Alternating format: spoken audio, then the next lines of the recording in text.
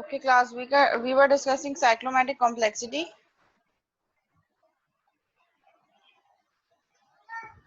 ठीक है, हमने देखा कि किस तरीके से हम डिफरेंट फार्मूलाज के थ्रू जो है वो डिफरेंट हमारे पास मेथड्स हैं जिनके थ्रू हम बेसिस पाथ टेस्टिंग कर सकते हैं in order to determine how many path में exist in our code which will determine cyclomatic complexity of our code. ठीक है, उन्होंने एक सर्वे के थ्रू बताया कि एक रिसर्च क्या बता रही है कि जितनी ज्यादा साइक्लोमेटिक कॉम्प्लेक्सिटी आई होगी उतनी ज्यादा आपके पास probability of chances of errors, क्योंकि आपके पास बहुत ज्यादा कपलिंग होगी कोड में, बहुत ज्यादा मेथड्स कॉल हो रहे होंगे, और अब जब मेथड कॉलिंग आ जाएगी तो अगेन वो फिर कपलिंग और बढ़ जाएगी और उसकी वजह से भी आपके ज्यादा बहुत ज्यादा, अब आप जिस मेथड को कनेक्ट कर रहे हो लेट्स से एक नोड है, अब वो मेथड की एक अपनी जो है वो डेफिनेशन है, उसकी अलग सेट ऑफ स्टेटमेंट्स हैं जिसमें अपनी लॉजिक्स और इफ की कंडीशंस और लूप्स हो सकती हैं। तो जितनी ज्यादा कॉलिंग होगी और जितना ज्यादा कोड बड़ा होता चला जाएगा, कॉम्प्लेक्स होता चला जाएगा, उतनी ज्यादा ही उसमें नंबर ऑफ पाथ्स होंगे, और जितनी ज्यादा कॉलिंग होगी, जितने ज्यादा नंबर ऑफ पाथ्स होंगे, उतनी ही ज्यादा आपकी कॉम्प्लेक्सिटी ज्यादा आएगी। और जब आपकी कोई चीज कॉम्प्लेक्स होती है, डिफिकल्ट होती है, तो उसमें फिर चांसेस ऑफ एरर्स भी ज्यादा होते हैं। कहीं आपने एक कोई चीज चेंज किया, किसी एक चीज को अपडेट किया, उसकी वजह से वो कॉलिंग मेथड भी चेंज हो रहा है, उस पर भी इफेक्ट हो रहा है, तो फिर उस चेंज का इफेक्ट आपको सब जगह देखना पड़ेगा।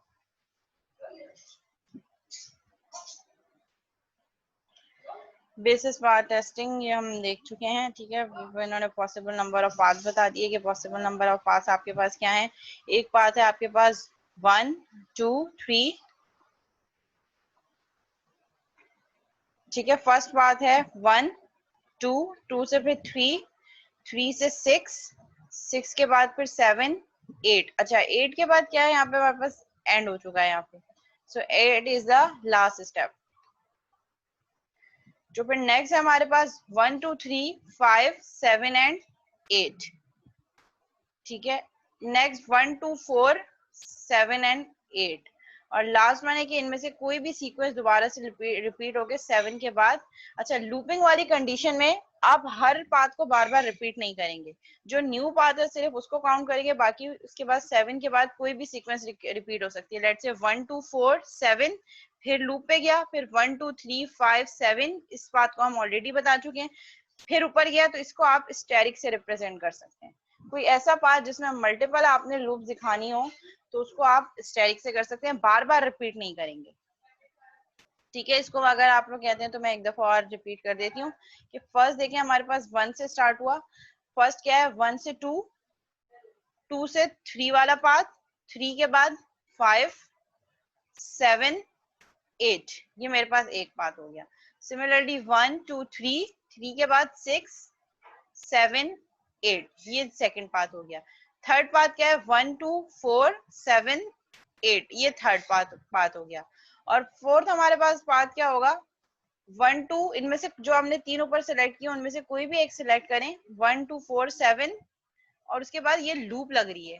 अब लूप के बाद अब कोई भी पाथ जो हम ऑलरेडी पहले डिफाइन कर चुके हैं वो रिपीट हो सकता है, इसीलिए फिर हम उसको किस तरीके से करेंगे 1 2 4 7, अब 2 के बाद 2 3 पे भी जा सकता है, 4 पे भी जा सकता है, 3 के बाद 5 या 6 दोनों में से किसी पे जा सकता है, जो हम ऑलरेडी पाथ लिस्ट डाउन कर चुके हैं। तो ऐसे सिचुएशन में आप क्या करेंगे, जहाँ पे रिपीटिशन हो रही है वहां पे आप स्टेरिक प्लेस कर देंगे, मींस कि उसके बाद ऊपर से होने वाला कोई भी पाथ दोबारा से रिपीट हो सकता है।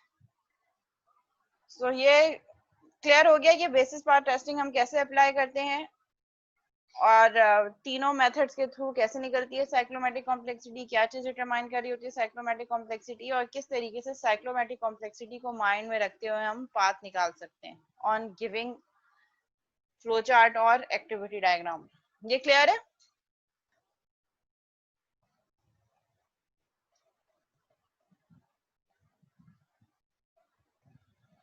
Okay, basic path testing notes. You don't need a flowchart, but the picture will help when you trace program path. अच्छा, जरूरी नहीं है कि हमेशा flowchart होना जरूरी हो, आपके पास अगर कोड स्निपेट है तो आप उस कोड स्निपेट को भी देखकर साइक्लोमेटिक कॉम्प्लेक्सिटी निकाल सकते हैं, but it would be easy अगर आप उसकी एक फ्लोचार्ट या एक एक्टिविटी डायग्राम की फॉर्म में उसको रिप्रेजेंट कर दें, तो वो थोड़ा सा आसानी हो जाएगी।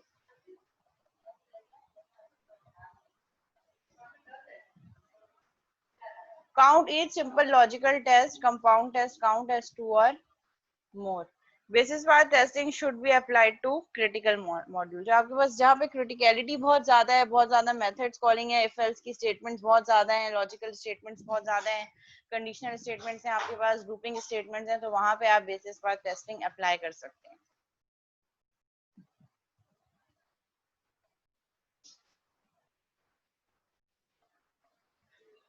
Okay, graph matrix. Graph matrices क्या है हमारे पास? A graph matrix is a square matrix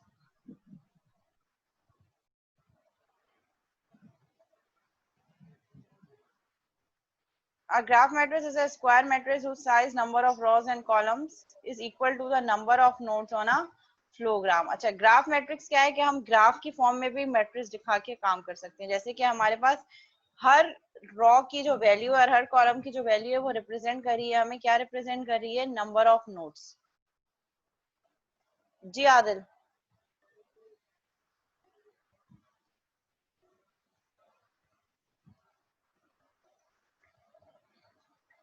जी आदिल, क्या क्वेश्चन है?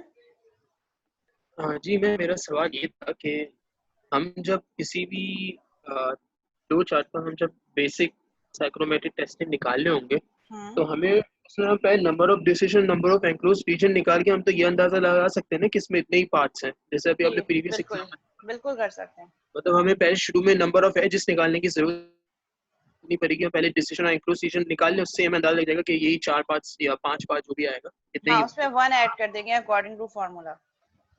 ठीक है।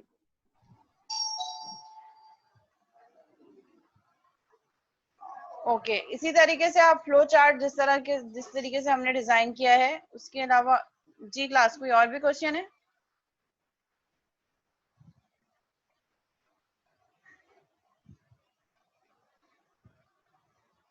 ओके, ग्राफ मैट्रिक्स आपको क्या बता रहा है? ग्राफ मैट्रिक्स आपको बता रहा है जो नोड्स, जैसे लेट से अभी हमने एक एग्जांपल देखी थी, उसी पे मैं शेयरिंग पे आपको करके बता देती हूँ।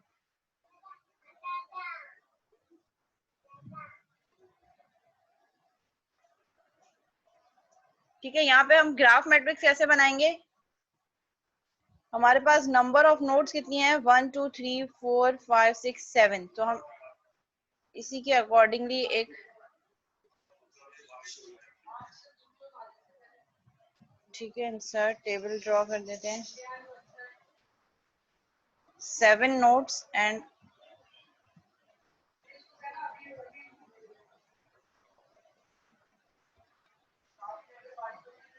ठीक है, और इस पे हम किस तरीके से बनाएंगे? 1 फर्स्ट, 2 3 4 5 6 7।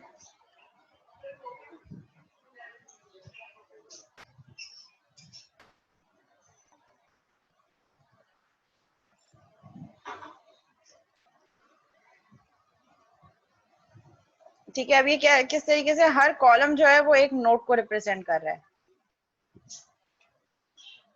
ठीक है, ये मेरे पास इसी तरीके से हम इसकी ऑर्डरिंग एक यहाँ पे भी करेंगे, एक और रो ऐड कर देते हैं।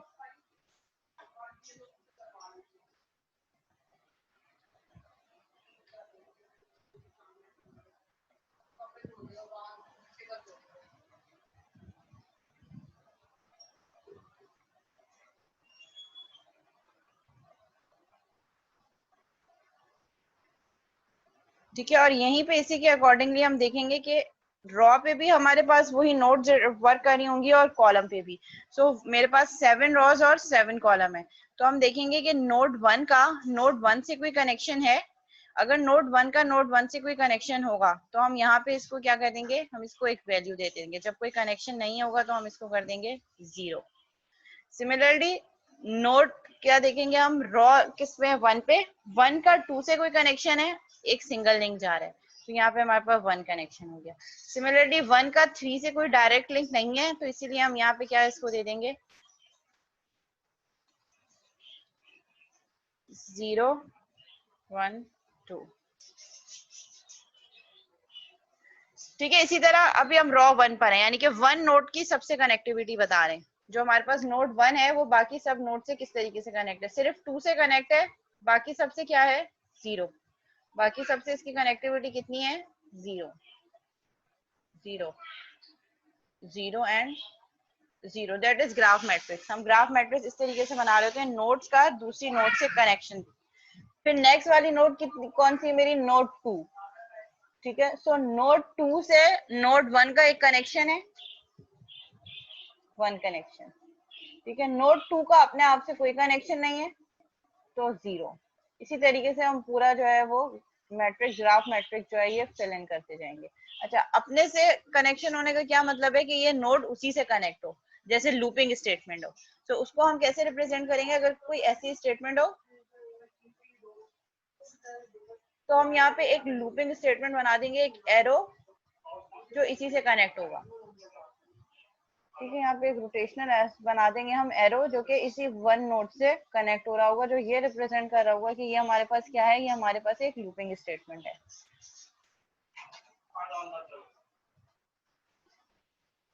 ये एरो सर्कल में बन नहीं रहा मुझसे, ये इसी से कनेक्ट होगा, वो एक सर्कल बन के उसमें एरो आ जाएगा। बहुत कुछ मैं ऐसा करती हूँ।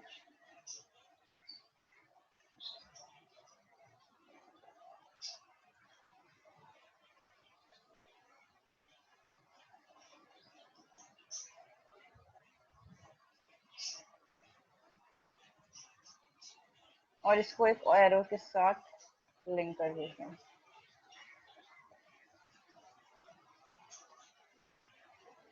इस तरीके से इट मीन्स कि एक लूपिंग स्टेटमेंट है जो अपने आप को रिपीट। अगर ऐसा सिनेरियो होगा तो फिर 1 का 1 से एक वाला लिंक मेरे पास 1 हो जाएगा। तो इस तरीके से ये हमारे पास ग्राफ मैट्रिक्स फॉर्म होता है, जो हमारे नोड्स का आपस में रिलेशनशिप बता रहा होता है। और ये नोड बेसिकली क्या है? सेट ऑफ ये स्टेटमेंट्स है हमारे पास, जिसको हम नंबर दे रहे हैं। जी फवाज, एक मिनट मैं आपको अनम्यूट कर दूं।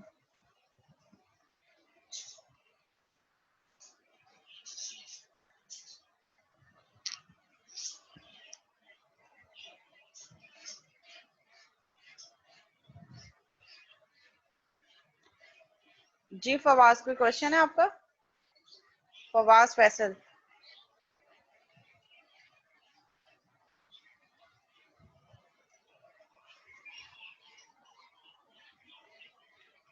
ओके, कोई क्वेश्चन नहीं है, कंटिन्यू करते हैं।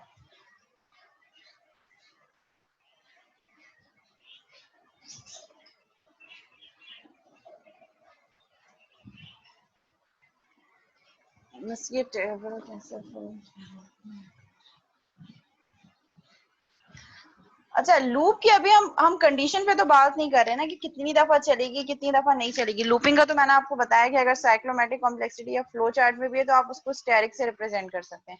हमें तो सिर्फ ये दिखाना है कि हमारे पास टोटल नंबर ऑफ पाथ्स कितने बन रहे हैं, जिसके अकॉर्डिंगली हमें उतने पाथ टेस्ट करने पड़ेंगे। लेट्स से मेरे पास, हम वापस उस एग्जाम्पल पे जाते हैं, इस वाली एग्जाम्पल में यहाँ पे मेरे पास जो पाथ डिटरमाइन हुए हैं, वो पाथ मुझे क्या बता रहे हैं कि how many paths exist in our code, जैसे ये वाली स्लाइड थी, ठीक है। अब इसमें हमारे पास क्या है? लूप्स हैं।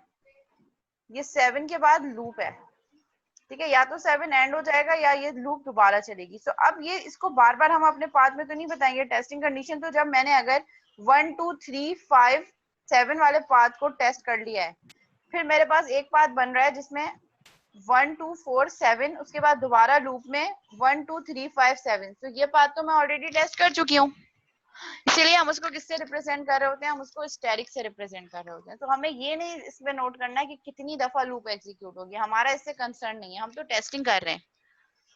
टेस्टिंग हम ये करेंगे डिफरेंट वैल्यूज दे के।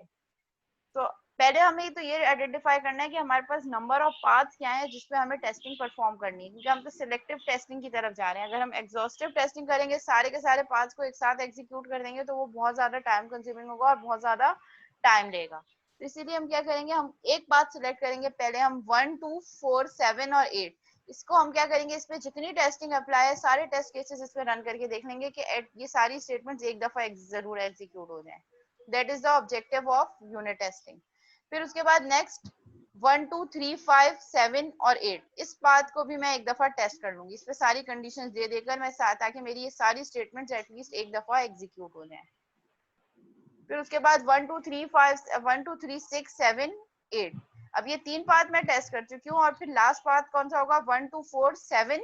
7 के बाद ये लूप है, तो ये लूप ऊपर जाएगा और उसमें से ऑलरेडी टेस्टेड पाथ जिसमें मैं सारी टेस्टिंग कर चुकी हूँ वो कुछ भी रिपीट हो सकता है, तो उसको बार बार शो करने के बजाय हम क्या रिप्रेजेंट कर देंगे, एक स्टेरिक। तो दैट हमारे पास टोटल नंबर ऑफ पाथ जो कि हमने साइक्लोमेटिक कॉम्प्लेक्सिटी निकाली थी 4, और उसी के अकॉर्डिंगली हमने 4 पाथ भी इस कोड के निकाल दिए। ये लूपिंग कंडीशन का था। और फिर मैं आपको एक्सप्लेन कर रही थी ग्राफ मैट्रिक्स। ग्राफ मैट्रिक्स क्या होते हैं, जब हम टेस्टिंग कर रहे होते हैं तो हम ग्राफ मैट्रिसेस भी बनाकर टेस्टिंग कर सकते हैं कि स्टेटमेंट्स का आपस में एक दूसरे से क्या कनेक्शन है। और अगर बहुत ज्यादा लिंकेज होगा, सब में 1 1 1 1 1 1 वैल्यूज आ रही होंगी, इट मींस कि सब स्टेटमेंट्स आपस में एक दूसरे से कनेक्टेड है। A graph matrix is a square matrix. Matrix means rows or column whose size, number of rows and columns is equal to the number of nodes on a फ्लोग्राम। जो आपकी जितनी नंबर ऑफ नोड्स होंगी graph में, उसी के accordingly आपके total number of रोज और columns होंगी। Each and row and column corresponds to an identified node and matrix address corresponding to connections and edge between nodes। और ये जो आपके पास वैल्यूज होंगी वो वैल्यूज किस तरीके से होंगी, ठीक है।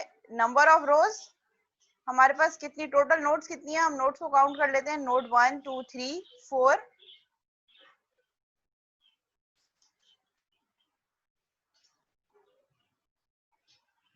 ठीक है। मेरे पास नोड क्या है, ये नोड 1 है, ये नोड 2 है, ये नोड 3 है, ये नोड 4 है, ये नोड 5 है, ये नोड 6 है, और लास्ट वाली नोड मेरे पास जो है वो है नोड 7। ये डी जो है ये नोड 7 है। मैं इसको दोबारा से नंबर कर देती हूँ ताकि क्लियरिटी हो जाए। 3 4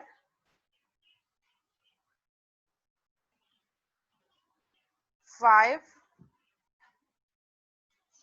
6 एंड 7। और एक कनेक्शन लिंक इसमें भी था जो कि कनेक्ट कर रहा था हमारी 5 और 7 को।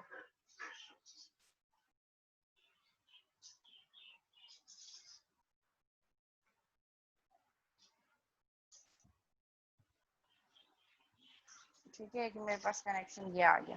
मुझे अब इस नोड्स का ग्राफ मैट्रिक्स बनाना है। तो ग्राफ मैट्रिक्स कैसे बनेगा, आपके पास टेबल की रोज और कॉलम्स कितनी होंगी, जितने आपके पास नंबर ऑफ नोड्स हैं। तो नंबर ऑफ नोड्स मेरे पास 7 है, उसी के अकॉर्डिंगली मैंने 7 रोज और 7 कॉलम्स क्रिएट कर लिए, जो कि मेरा एक स्क्वायर मैट्रिक्स है। अब इसमें मैंने क्या किया, यहाँ पे हम कह रहे हैं कि 1 जो है वो एक लूपिंग स्टेटमेंट है जो अपने आप को ही दोबारा कॉल कर रही है, ठीक है। एक लूप है बेसिकली, समझाने के लिए मैंने आपको कहा है। तो अगर कोई ऐसी आपके पास नोड हो जो लूप हो या जो अपने आप को कॉल कर रही हो, तो उसको अपने आप से कनेक्शन तभी मैंने 1 दे दिया जब ये लूप है। और अगर हम कह रहे हैं कि ये कोई लूपिंग कंडीशन नहीं है, तो फिर 1 का 1 से कनेक्शन 0, यानी कि नोड 1 का अपने आप से तो कोई कनेक्शन नहीं है। अगर हम नोड 1 का की 2 से बात करें, क्योंकि अभी हम रॉ 1 पर हैं, और ये रॉ 1 किसको रिप्रेजेंट कर रही है, इस नोड 1 को, और कॉलम क्या रिप्रेजेंट कर रहे हैं, इस नोड का बाकी रिमेनिंग नोड से लिंक। सो नोड 1 का नोड 1 से कोई लिंक नहीं है, नोड 1 का 2 से एक डायरेक्ट लिंक है, सभी मैंने इसको एक लिंक दे दिया। सिमिलरली नोड 1 का 3 से कोई लिंक नहीं है डायरेक्टली, सो ये सब 0 हो गए। जब हम 2 की बात करेंगे, नेक्स्ट रॉ, ये वाली रॉ किसको रिप्रेजेंट कर रही होगी, ये वाली रॉ रिप्रेजेंट कर रही होगी मेरे पास नोड 2 को। नोड 2 से कनेक्शन बिटवीन डिफरेंट नोड्स। सो अब हम देखेंगे नोड 2 का नोड 1 से एक कनेक्शन है, नोड 2 का नोड 2 से कोई कनेक्शन नहीं है, नोड 2 का नोड 3 से एक कनेक्शन है। सो ये 1 हो गया मेरे पास।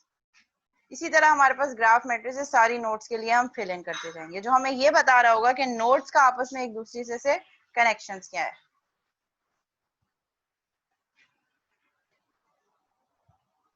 जी, अगर लूप होगा तो उसका नोड का अपने आप से एक कनेक्शन होगा।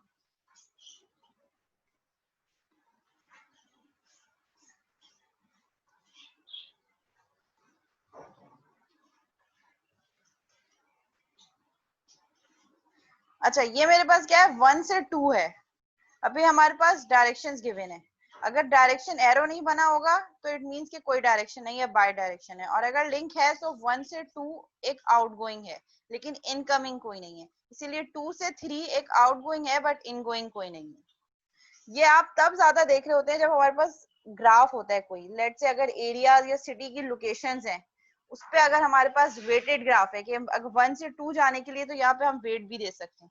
लेट्स से मैंने अगर सिटी का मैप जनरेट करना है, ठीक है, तो उसमें कराची के अंदर डिफरेंट एरियाज हैं, डिफरेंट एरियाज मेरे पास डिफेंस है, फिर उसके बाद गुलशन इकबाल है, नॉर्थ आजाबाद है, नॉर्थ कराची है, PCHS है, तारिक रोड है, तो ये सब आपस में नोड्स को रिप्रेजेंट कर रहे होंगे और उसके बीच में कनेक्शन क्या रिप्रेजेंट कर रहा होगा, एजेस को, और हम उन एजेस को वेट भी दे सकते हैं। वेट इस सेंस में, इस वाले केस में क्या डिटरमाइन कर रहा होगा, डिस्टेंस, कि PCHS से तारिक रोड तक का डिस्टेंस कितना है, PCHS से गुलशन इकबाल का डिस्टेंस कितना ज्यादा है, जिसका जिससे डिस्टेंस ज्यादा होगा इट मींस कि वो एरिया या वो नोड उस नोड से उतनी ज्यादा फार अवे है। तो यही चीज हम डिस्टेंस के लिए वेटेड ग्राफ के लिए भी कर सकते हैं। तो जब वहां पे वेट गिवन होगा तो हम उसको वेटेड ग्राफ कह रहे होंगे।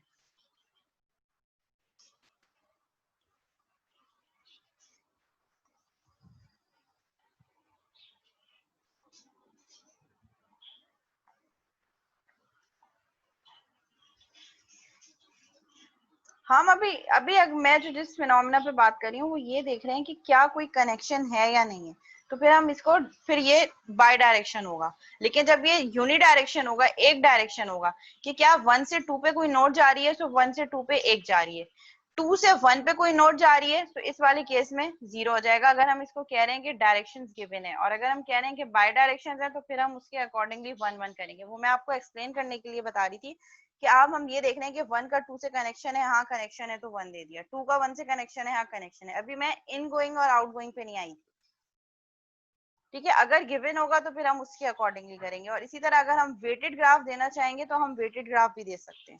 जैसे सिटीज का मैंने आपको बताया, तो हम उसमें वेट्स भी डिटरमाइन कर सकते हैं कि एक नोड का दूसरी नोड से किस तरीके से कनेक्शन है। और इसी तरह हम एक नोड को जरूरी नहीं है कि 1 हमेशा 2 से ही लिंक हो, हम ये भी कर सकते हैं कि 1 का लिंक 3 से दे दें, तो यहाँ पे एक कनेक्शन यहाँ से यहाँ भी बन सकता है, ये कनेक्शन यहाँ आ जाएगा मेरे पास। क्लियर है यहाँ तक? कोई क्वेरी तो नहीं है फर्दर?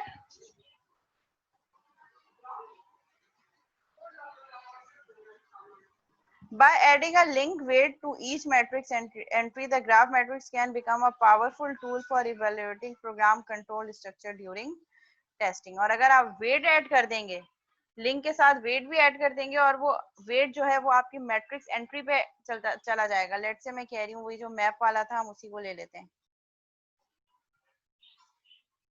ठीक है। लेट से वी आर अज्यूमिंग कि अब मेरे पास एक सिटी मैप है, कराची के एरियाज का मैप है जो कि वेटेड मैप है। तो उसमें फिर हम क्या करेंगे, नोड्स को क्या रिप्रेजेंट कर देंगे, यहाँ पे नोड्स हमारे पास क्या हो जाएंगे, लेट से एक गुलशन हो गई, तारिक रोड हो गया, नॉर्थ नाजमाबाद हो गया, ठीक है। ये सारे क्या हो गए मेरे पास, ये सारी मेरे पास नोड्स हो गई। और नोड्स का आपस में क्या वेटेड एंट्री है, तो वो जो वेट होगा वो यहाँ पे एंटर हो जाएगा। तो वो वेट हमें और ज्यादा पावरफुल टूल होगा जो टेस्टिंग के लिए हमें जो प्रोग्राम कंट्रोल स्ट्रक्चर को डिटरमाइन करने के लिए यूज हो रहा होगा। तो ये सारा काम बैक एंड पे जब हम वाइट टेस्ट बॉक्स टेस्टिंग कर रहे होते हैं तो हम इस तरीके से परफॉर्म कर रहे होते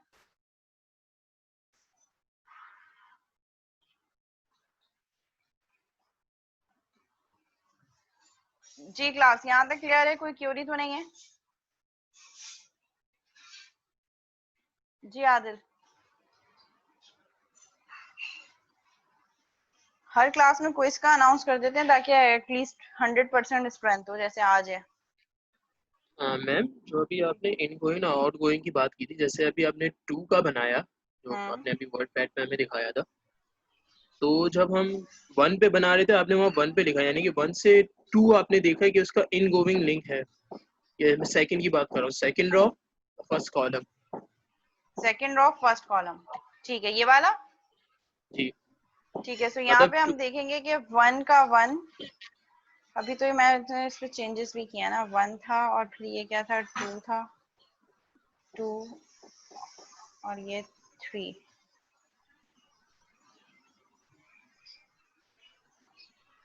ठीक है। अभी हम 1 2 और 3 पे फोकस रखते हैं। ये 2 है मेरे पास और ये 3 है, ठीक है। अब आप क्या कह रहे हैं कि अगर हम कह रहे हैं कि डायरेक्शंस को भी अगर हम माइंड में रखेंगे कि इनगोइंग और आउटगोइंग का रखना है, ठीक है। तो हम देख रहे हैं कि 1 से 2 एक जा रही है, ठीक है, एक आउटगोइंग है, सो 1 से 2 एक लिंक हो गया। लेकिन जब यही चीज हम देखेंगे 2 से 1 वाले केस में, तो जब हम डायरेक्शंस को माइंड में रखेंगे तो 2 से 1 वाली लिंक मेरे पास 0 हो जाएगी, अगर आप डायरेक्शंस को माइंड में रखेंगे तो। और फिर यहाँ पे क्या एक लिंक होगा 2 से 3 की तरफ जा रहा है, तो 2 की 3 पे मेरे पास एक 1 हो जाएगा। सिमिलरली अगर हम वेट देना चाहें तो हम वेट जो देंगे, जो वैल्यूज, वो फिर वेट यहाँ 0 1 की जगह वो वेट भी आ जाएगा, जितना आप वेट देंगे, जितना अगर वेट। 2 से 1 जा रहा होता तो हम वहाँ पे 0 जो आपने लिखा उसे बंद कर देते। अगर 2 से 1 जा रहा था तो फिर हम इसको यहाँ पे 1 कर देते, अगर आपने डायरेक्शंस माइंड में रखनी है तो। लेकिन अगर आपने सिर्फ कनेक्शन बताना है कि एक नोड्स का आपस में कनेक्शन है या नहीं है, चाहे वो 1 डायमेंशन हो या 2 डायमेंशन हो, तो फिर वहां पे आप सिर्फ ये देखेंगे कि कनेक्शन हो रहा है या नहीं हो रहा। वहां पे फिर डायरेक्शन जो है वो माइंड में नहीं रखेंगे, वहां पे फिर 0 1 कनेक्शन है, चाहे इनगोइंग है या आउटगोइंग है, तो फिर 1। फिर मैं वो आपके क्वेश्चन पे डिपेंड करेगा ना, आप ये क्वेश्चन सिनेरियो पे पे डिपेंड डिपेंड कर। करता है कि सिनेरियो क्या है, कि आपने डायरेक्शन को माइंड में रखना है या सिर्फ और सिर्फ ओके। रिलेशनशिप बताना है।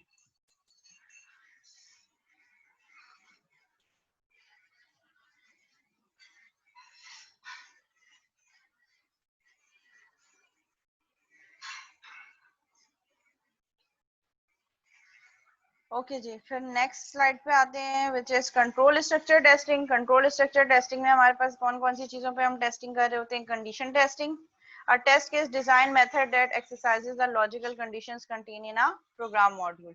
ठीक है, अब कंट्रोल स्ट्रक्चर हमारे पास 3 टाइप्स के होते हैं। Control structure, first one is sequential structure, जिसमें सीक्वेंस में इंस्ट्रक्शन जो है या जो हमारे पास लाइन ऑफ कोड है वो एग्जीक्यूट हो रहा होता है। सेकेंड वन इज कंडीशनल और लॉजिकल, जिसमें हमारे पास इफ एल्स की कंडीशंस होती हैं या स्विच केसेस होते हैं। And third one is looping. So अब वो ये बता रहे हैं कि जब हम कंट्रोल स्ट्रक्चर पर टेस्टिंग कर रहे होते हैं तो उसके लिए हम किस तरीके से टेस्ट केस डिजाइन कर रहे होते हैं। First one is condition testing, a test case design method that exercise the logical conditions contained in a program module। तो यहाँ पे हम क्या करेंगे, हम प्रोग्राम मॉड्यूल में देखेंगे कि कंडीशन टेस्टिंग किस तरीके से परफॉर्म हो रही है, मेरे कोड में कौन सी कंडीशन है और उस कंडीशन की पॉसिबल वैल्यूज क्या हैं और पॉसिबल आउटकम्स क्या हैं, उसके अकॉर्डिंगली आप टेस्ट केसेस डिजाइन करेंगे। और वो टेस्ट केसेस कैसे वर्क कर रहे होंगे, आप एक एक टेस्ट केस को रन करके देखेंगे। लेट्स से अगर हमने यही एग्जांपल को दिया, हमने जो परसेंटेज वाली देखी थी, percentage is greater than 50, greater than 60 तो पास है, नहीं तो फिर फेल है। तो इस सिनेरियो के लिए हम क्या करेंगे, इस सिनेरियो के लिए हम डिफरेंट वैल्यूज देकर देखेंगे। ठीक है, पहले आप चेक करके देखेंगे क्या परसेंटेज 100 से अबव में दे सकता हूँ, तो 100 से अबव में एरर आना चाहिए। ये चीज कहीं मेंशन नहीं है, बट ये क्या है, ये हमारे पास टोटली डिपेंड है, हमें पता है कि परसेंटेज 100 से ज्यादा तो हो नहीं सकती। फिर आप 65 देकर देखेंगे, 65 पे इट शुड प्रिंट पास। फिर आप क्या करेंगे, 75। तो आप सारे टेस्ट केस डिजाइन करेंगे अपने सिनेरियो को माइंड में रखते हुए, पहले कोड की लॉजिक को समझेंगे और उसी के अकॉर्डिंगली फिर आप टेस्ट केसेस डिजाइन करेंगे। Data flow testing selects test paths of a program according to the locations of definitions and uses of variables in the program। ठीक है, यहाँ पे डेटा फ्लो टेस्टिंग किस तरीके से होगी, जिसमें आप फ्लो ऑफ डेटा डिटरमाइन करने के लिए पहले एक पाथ निकालोगे और उस पाथ के अकॉर्डिंगली आप देखोगे कि कौन कौन से वेरिएबल्स कहाँ कहाँ यूज हुए हैं, और उसी के अकॉर्डिंगली फिर आप उन वेरिएबल्स में वैल्यूज दे देकर डिफरेंट टेस्टिंग परफॉर्म कर रहे होगे कि अगर मैं ये इनपुट दूं तो क्या चेंज आएगा, अगर मैं ये इनपुट दूं तो क्या चेंज आएगा।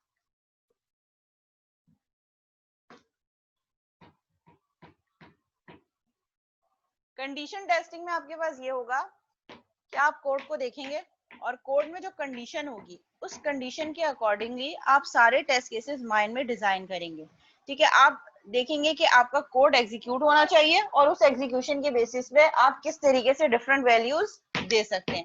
सो वो डिफरेंट वैल्यूज क्या होंगी, रेंजेस के अंदर भी आप वैल्यू देंगे, आउटसाइड द रेंज भी देंगे, ताकि हर उसका पॉसिबल आउटकम आपको पता चल सके। तो अभी आपने कोड को देखा, लॉजिकल कंडीशन देखी, जैसे हमने देखा था if percentage is greater than 60 है तो पास है और अगर लेस देन 50 है तो फेल है।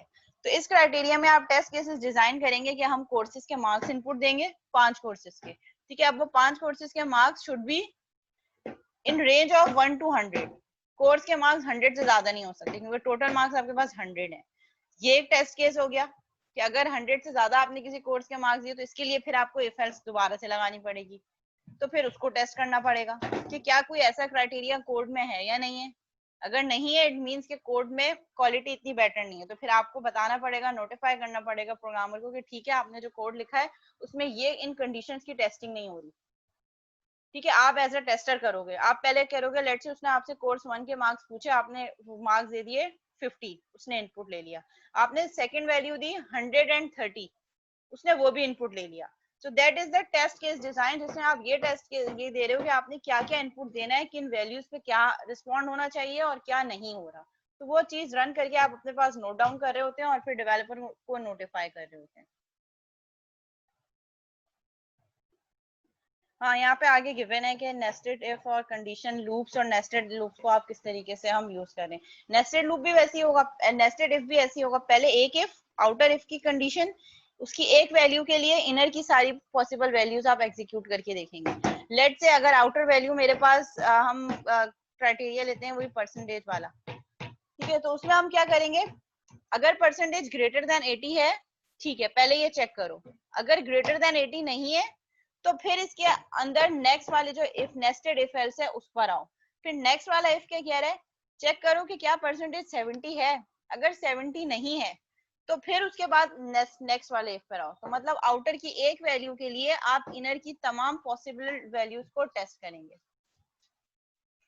और टेस्ट करने के बाद आप आउटकम देख लेंगे कि आपका जो रिक्वायर्ड आउटकम है वो आ रहा है या नहीं आ रहा। अगर वो आ रहा है तो फिर आपके पास टेस्ट पास हो गया, अगर नहीं तो टेस्ट फेल हो गया। फिर आप डेवलपर को नोटिफाई करेंगे कि ये प्रॉब्लम्स है, आपको उस पर अपडेट करना है। जैसे अभी मैंने आपको एक सुनाया, जैसे अभी हमारे पास जो प्रोग्राम था, जो कोड राइट डाउन था, उस कोड पे हमने टेस्टिंग अप्लाई की। तो एज अ टेस्टर मैं क्या करूंगी, मैंने पहले उस कोड को देखा, अब देखने के बाद मैंने कहा कि अगर मैं 1 से 100 की रेंज के अंदर कोर्सेज के मार्क्स दे रही हूँ तो इनपुट हो जाना चाहिए, लेकिन 1 से 100 के अबव अगर मैं किसी कोर्स के मार्क्स एंट्री करूं तो नहीं होना चाहिए।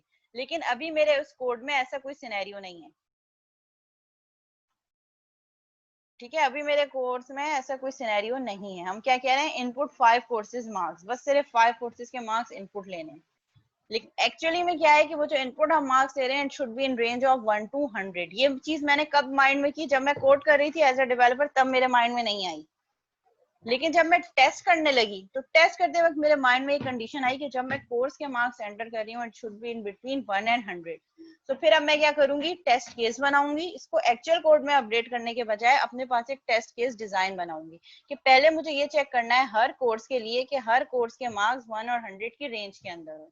और इसका एक्सपेक्टेड रिजल्ट क्या है कि अगर मैंने बियॉन्ड द रेंज कोई वैल्यू दी तो मेरे पास एरर आना चाहिए। और जब मैं इस कोड को रन करूंगी इस टेस्ट केस पे तो एरर नहीं आएगा। अगर मैं 150 मार्क्स भी दे दूंगी तो वो एंटर कर देगा। तो इट मींस कि मेरे पास ये टेस्ट पास नहीं हुआ। तो फिर मैं इस टेस्ट की फाइंडिंग डेवलपर को दूंगी, यानी कि जिसने ये कोड राइट डाउन किया उसको नोटिफाई करूंगी कि आप अपने इस कोड में ये चीज ऐड करें, क्योंकि ये गुड डिजाइन नहीं है। इसमें ये टेस्ट जो पहला टेस्ट केस है वही फेल हो गया मेरे पास। फिर उसने ये चीजें चेंज की, फिर मैंने उसको दोबारा टेस्ट किया, हाँ ठीक है अब ये सब सही वर्क कर रहा है। फिर मैंने नेक्स्ट सिनेरियो पे काम किया, नेक्स्ट स्टेटमेंट, नेक्स्ट चीजें, ये सारी चीजें। और फिर परसेंटेज भी मेरे पास क्या होनी चाहिए, परसेंटेज भी 100 से अबव नहीं होनी चाहिए जब कोर्सेज ऐसे आ रहे हैं। तो उसी के अकॉर्डिंगली फिर हम सारी चीजें, टेस्ट केस डिजाइन क्या होता है, आपने लॉजिक को देख कर डिटरमाइन करना है कि पॉसिबल क्या क्या सिनेरियो पे आपको रन करके देखना है। और उन सिनेरियो पे जब आप टेस्ट कर रहे होते हैं, जब आप एज अ डेवलपर काम कर रहे होते हैं तो आपको ऑब्जेक्टिव सिर्फ कोड राइट डाउन करना होता है। जब आप एज अ टेस्टर काम कर रहे होते हैं तो आपके माइंड में होता है कि जो चीज हम टेस्ट कर रहे हैं उसकी रेंज क्या है, हम बियॉन्ड द रेंज वैल्यूज देकर देखें तो वो कैसे काम करेगा, क्या ट्राई एंड कैच और एक्सेप्शन और क्या इस तरह की चीजें कोड में ऐड हैं या नहीं है। फिर यहाँ पे आप कहेंगे ट्राई कैच ऐड, मतलब ये सारी चीजें फिर आपके कोड को और ज्यादा कॉम्प्लिकेटेड करती चली जाएंगी।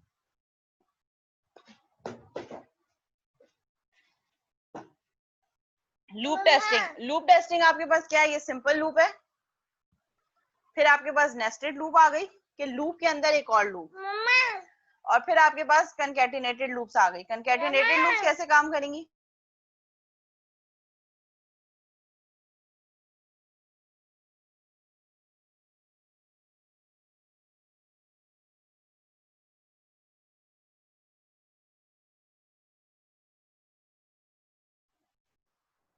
ठीक है। कंकैटिनेटेड लूप्स कौन सी लूप्स होंगी आपके पास, लूप, लूप के बाद फिर कुछ सेट ऑफ स्टेटमेंट्स और फिर लूप्स। और अनस्ट्रक्चर्ड लूप क्या होंगी आपकी, कंकैटिनेटेड लूप्स का मतलब है कि एक लूप और फिर लूप के बाद फिर कुछ सेट ऑफ स्टेटमेंट्स और फिर अगेन एक लूप। तो कंकैटिनेशन में आपने दो लूप्स को आपस में मर्ज कर दिया with set of statement as well. और अनस्ट्रक्चर्ड लूप्स की कोई स्ट्रक्चर नहीं है, लूप के अंदर से आपने एक और जो है स्टेटमेंट होगा, स्टेटमेंट ने फिर फर्स्ट लूप को कॉल कर दिया, तो कोई स्ट्रक्चर नहीं है लूप का। मींस लूप्स के अंदर लूप्स हैं और फिर उस लूप के अंदर स्टेटमेंट है, हो सकता है जो किसी मेथड को कॉल कर रही हो, वो मेथड से रिस्पॉन्ड आ रहा हो, फिर एक और लूप कॉल हो रही हो, उस मेथड के अंदर भी हो सकता है एक और लूप हो। तो कोई एक प्रॉपर स्ट्रक्चर नहीं है कि लूप के अंदर लूप है, या लूप के अंदर आपने एक और मेथड कॉल किया, उस मेथड के अंदर भी लूप है, उसके भी जो रिटर्न हो रहा है फिर वो मेथड से दोबारा रिस्पॉन्ड होगा आपके इनर लूप पे, फिर इनर लूप की बेसिस पे फिर इनर अपनी सीक्वेंस कंप्लीट करेगा, फिर हो सकता है उसके बाद एक और कॉल हो to another function. So that is called unstructured loops, जिसमें आपके पास कोई स्ट्रक्चर नहीं है।